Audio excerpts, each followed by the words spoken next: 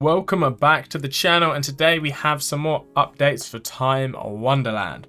Before we get any further, if you are enjoying this content from the channel, make sure to hit that subscribe button, because if we have any future Wonderland updates, you will get them first over on this channel. Always remember, nothing in this video is financial advice. Do your own research and only invest what you are willing to lose. So we have updates from Danny himself, we have some Treasury and new Treasury Advisory, and also stopping rebases as a proposal.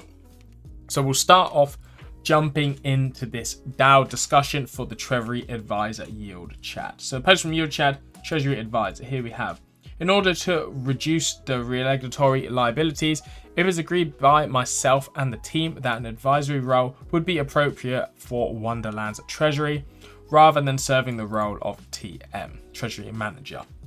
Thus, I'm presenting a proposal to serve Wonderland as an advisor of the Treasury.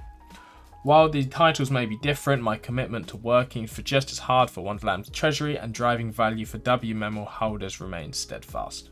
The role. The idea of the Treasury Advisor is simple. The TA will look after the Treasury operations and advise on how to deploy the capital, while the Treasury Committee, as laid out by WIP 15, makes the ultimate decision on whether or not to invest. Ultimately, Treasury Advisor is expected to develop and suggest investment strategies, protocol partnerships, and genuinely look after the well-being of the Treasury. Similar to Treasury Manager, Treasury Advisor expected to work on the team of Treasury operators once they are voted in through governance. So the role will be similar of the advisor and the manager, with a few key differences. They won't be on the multi-sig, and they are not an executive decision-making role. The advisor will make recommendations which the multi-sig would decide to not to execute. Tenure. So the advisor will serve an initial term starting from the end of this snapshot vote, if elected, until the 31st of October. If no proposal to replace advisor is made by the 15th, the advisor's term will be renewed for another 6 months. And then we have strategies. They will suggest strategies similar to their protocol outlined in WTM 15, Yield Chat. And compensation. Because the amount of capital advised will be uncertain, in order to ensure they are fairly compensated, they will charge a fee-based structure based on the amount ultimately falling under the strategies. So here we can see if there's an allocation of 100 million, the best case return for the year is 7%, with a Wonderland gross profit of 7 million, with yield chat incentive of 5%, which would be 350,000. Here we can see, of course, we've got a 75 million here, where the incentive is 6%, and then we have an incentive of 7.5 or 10%. The risk. Per legal advice, the advisor proposal will common legal disclaimer wording with risks associated with Wonderland, which will be represented in the RFC. So we've got some comments here. You would have made Treasury Manager given the circumstances due to legal. We still like you to support the proposal. I'm not sure if I can actually see the results of it. Here we have it, Treasury Manager.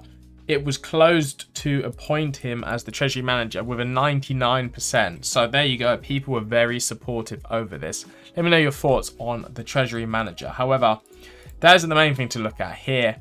WIP 17, stopping rebases. This is some big news. So here we have it. In January, Wonderland transitioned to Wmemo. If you didn't know before, it was just the token of time. And then if you staked your time, it went into Memo. But now you had wrapped Memo. And introduced a non-dilutive mint. Shortly after, minting was turned off following the price crash, leaving rebases with no real purpose. The objective of this one, to stop rebasing of Memo. So the high-level overview, here as we can see, they've moved away from the principal ohm mechanics. If you don't know what ohm was, it was basically one of these first sort of rebase projects where, again, you'd buy ohm and then you would earn more from it. Minting / bonding of time. From time being the token focus of Wonderland, the rebasing of Memo is just a legacy feature. So again, this was the old mechanics before January. So here it's being proposed that the core team to put a stop to the mechanism and remove the information related to it. Turning off rebasing will complete their transition from an own fork and push them more to a focus of the community where they are now, which I do agree with. Again, Wonderland was initially just an Ohm fork on the Avalanche network. It became super popular because Ohm was on the Ethereum network and you had to pay pretty high gas fees. However, Wonderland, being on Avalanche, and also had stupid, crazy APYs in comparison to Ohm. So they want to distance themselves from that. And this will set the stage for Wonderland's future. Low-level details. Rebases are a token split. So every rebase, the price of time to Wmemo adjusts for the split. So even though you have more tokens, it's not worth more unless the price goes up. For example, say you had one token worth $20. Instead of the rebase split changing, you may as well just have one token. So you could have one token worth $20, or on a rebase, it could just split and now you have two tokens worth $10. It doesn't make it worth more unless the price goes up. The main focus should be the price of Wmemo, which I agree with, keeping in mind that the profits to be gained while holding are by staking your Wmemo in the farm for revenue share and from market price actions. To end the confusion, it's proposed to stop the rebasing. Because again, you're not going to earn profits from the rebasing unless your price goes up. You want to earn profits by staking Wmemo for the revenue share from the farm and the price, of course, of Wmemo going up. Business and or technical requirements of the thing. The core team will disable rebases and update the DApp to ensure there is no confusion as the APY.